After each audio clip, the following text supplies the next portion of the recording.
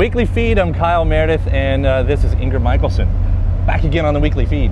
It's been a long time. Back again. You're the repeat. Yes, yeah. 2 years ago. That's right. 3 years ago? It's 2 or 3 years ago. Who knows? It was the last album. After 2 years, it's all 2 years. Right. I don't know what that means. Well, once it's past 2 years on an album, everybody says, it's been 3 years. Right, right. You know, it's like you can only do the 2-year thing. My favorite thing is when you put a record out and 6 months later people are like, when are you putting another record out? Right. And you're like, I just put one out. See, if this was the 60s, that's what you'd have to deal with. Every six months? But you wouldn't be touring as much. I don't know. I don't know how the 60s went. I wasn't around. Is that a preference? What would you rather do? Would you rather have it like this, or would you rather have less touring, more albums? Oh, that's a good question. I don't know. I think it would depend on how inspired I was feeling songwriting-wise. Right now in my life, I'd say more albums, less touring. Really? Yeah. Yeah, I'm feeling very full of lots of emotions and juices. That can be bad juices. As much as good. Yeah. All these emotions. And I'm tired a lot. You silly songwriters and all of your emotions. I know, we're so sad and silly. Well, let's talk about this record, Lights Out. This is fun. This is a big jump. Yeah. It's a different sound. Yeah. It's not the first time we've heard you do it. Parachutes was kind of a sample. Yes. But then you backed off. You didn't go full pop until now. Well. Why was that? Well, Parachute I wrote with a guy named Marshall Altman, and we wrote it originally for somebody else. Like, we wanted to pitch it to a hip hop artist. Yeah. And so I think because I was writing it for somebody else, it had a different sound to it. And then this album, I did all co-writes again. So I think it's just being in a room with other people, you know, brings different things out of you, and so it's just a different sound. And a lot of the songs on the record aren't very poppy, and then there are some that are really strange, and then there's some that are very poppy, and but yet I wanted to keep a cohesive thread, and I hope I did. I hope it doesn't sound like a completely different, disjointed record, but well, it still sounds like you. Yeah, I hope so. You know, I think just working with different people brings out different sounds. Right. And, I didn't go into it intending to write like a Tegan and Sarah dance, which I didn't, but I feel like they made a conscious choice, like, oh, we're going to do pop. Yeah, I know. I've read interviews with them. I'm obsessed with that record. I kind of wrote with people, and then the songs like kind of fell where they fell, and then we just did what we thought was the best for each song individually. When you're writing like that, though, because okay, so let's say you take a song like Girls and Boys, and how do you write something bigger without it sounding cliche, bigger pop song? How do you write something that universal without it sounding bland? Because you've got a knack for that, you know? I don't know. Yeah.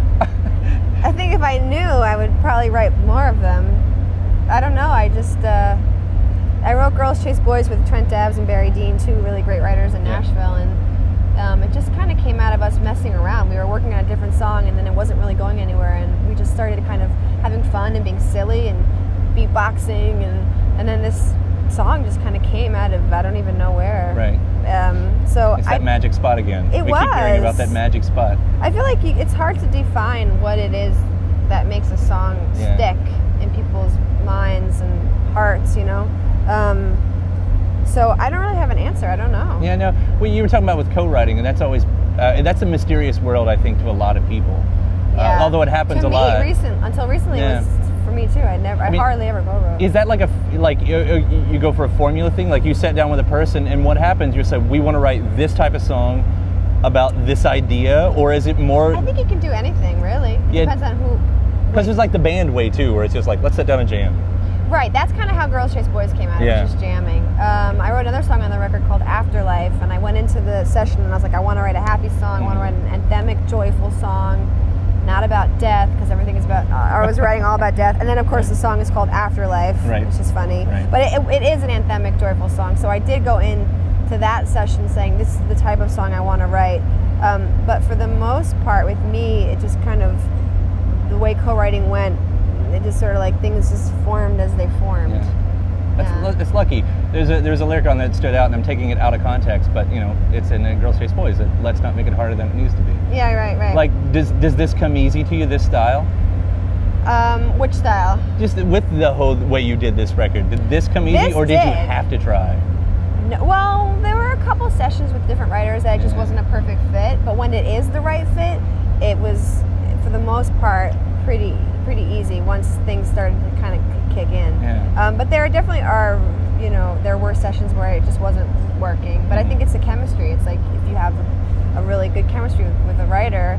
I wrote a lot of the songs in this record with Trent Dabbs, and I think we have 6 songs on the record. And he and I just immediately, the first time we wrote together, we wrote these 2 songs in like 4 hours, and we recorded them that night. And those are the vocals on the actual record. And there's just some magic you have with some people. Yeah. It's like a relationship. But then there's some that there's nothing. Well, it's funny you say that. This is the personal moment because. Before I met my fiance, I was saying, like, if it's gonna work, if you're gonna find someone, it just has to work. Yeah, you can't work at it. If you gotta, it's not. You work at a marriage later. Right, later is when you have to do the work. But right up front, it shouldn't be work. No, and it should fall into place, and it should be like beautiful and simple and obvious that this is the person, you know. So yeah, that lyric especially did stand out to me. It's like, let's not make it harder than it has to be. Yeah, Barry wrote that line. I didn't write that line. I can't take credit for it. Own that. I wrote it. Yeah, there it is. The song though, "Handsome Hands," that doesn't sound easy. That's such a good... I wrote that by myself. That's such a good, interesting song. Thank you. But it doesn't sound like it came easy. It did. Did it? Yeah. I wrote it on an omnichord, which is this little instrument. It's this electronic instrument that you just press a button and then you slide your finger up and down this sort of like metal plate, and it goes like it changes. It makes these different sounds. And so I just kept playing these 4 chords over and over again. And Chris, who is my producer, he's also in my band, he's like, I really love that chord progression. I was like, yeah, it's kind of cool. And then I just sang this melody over it, and then I went home, wrote the lyrics, and it came very quickly, actually. Yeah, wow. But it's from a very dark, sad place, for sure, of just searching for something greater than yourself, but which is what a lot of the record is actually about, even though people think it's about, like, relationships. That's what I like about music, is because I can write about what I want it to be about, and they'll take what they want and they'll make it about what they want it to be about. But yeah, that song, that was not a struggle song. Yeah, that was an easy one. It's a great song. It's one of my favorites off the record. It stands out so much. It's definitely different. Yeah, we play it live every night, and the audience is. I never can quite tell if they get it, or if they're using it as a bathroom break song. Right. Yeah. Like they're kind of like I feel like they are getting it, but.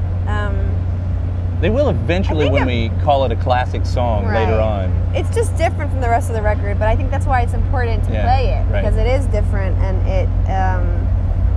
it's really like cathartic to perform it too. It's like I'm like screaming at the end of it, and the band, we love playing that song. So it's sort of like there are some songs you play for the audience, and then there are some songs that you play for you. You got versatile skills. That's what's up. Yeah. All right, fun things. 2 fun things. 2 fun things. Little Kids, Big Questions. Oh, yeah. Great series. Thank You've been doing this online? Yeah, that was with Rainn Wilson's company, Soul Pancake. Have you been learning? Do you learn things from these kids? I did. Yeah. I was with they only had like 6 minutes, 5 minutes, like they edited it down, but I was with them for like an hour and a half each. And they were so funny. And there was a lot of stuff that they didn't put in that I think they couldn't put in. Sure. Because it was like a little bit, just not, I guess not, I don't know, politically correct, or it wasn't meant for children's ears. You can't have kids talking about that stuff, right? They're the ones who say it. But they're the ones that say it. Right, but it was really funny. I think the actual time with them was funnier than the series, because they couldn't just put certain things in. And there was like the kids talk about their parents, like their parents like, we don't want, that being put out into the world. And so there was it was really funny. I had a really good time doing that. Do you want to have kids? Is that something in your future? I don't know. Yeah. I feel like I have to figure it out sooner than later, but I'm kind of on the fence. I feel like either something will happen or it won't happen. But I'm not one of those women that's like, it's not. Yeah. No, I don't have that. Yeah. I never really did. Which is fine. I have music. I think that's why. I think that like a lot of my friends are having babies, and it's like their life, and I think my music is like my baby. And well, that's good for us. Yeah. The thing is, for a woman, is if you get pregnant as a musician, you can't be working. Well, look what MIA did. She did it. What did she do? MIA went on TV like a big award show, like pregnant, was still, with the gunshots and everything. Once you reach a certain level, you can take a second off. Yeah. But I feel like I'm still eking up that hill. So maybe if I get up there, I'll have a kid, and then I can kind of coast. along. Could be it. Yeah. 2016, Hilary. Oh yeah, sure. Yeah. You got a good pic. You got a good picture of her, and I thought like that could be it. Hangout Festival. In case you were wondering where we are. Yeah, I got a picture with Hilary. Hill Dog. Yeah. I'm all for Hilary. All for Hilary? I'm all for Hilary. I'm hoping. It's time. Yeah, it's time. She's a woman. She is. And she's also awesome. It is one of those things. I'm not politically inclined, but I like that she's a woman. Yeah. Is that wrong? No, it's perfect. I'm like one of 2 women today on the festival. Do you know that? Is that really? It's it? Oh, with Valerie June being the other one. Wow. Yeah. Right. So we got to get a female up in the office so we can have more females at the Hangout Festival. Ingrid, it's fun hanging out with you. You too. Great seeing I like you. your little... Thank you. I got one too. You're Don't be go to the prom. embarrassed. Yeah.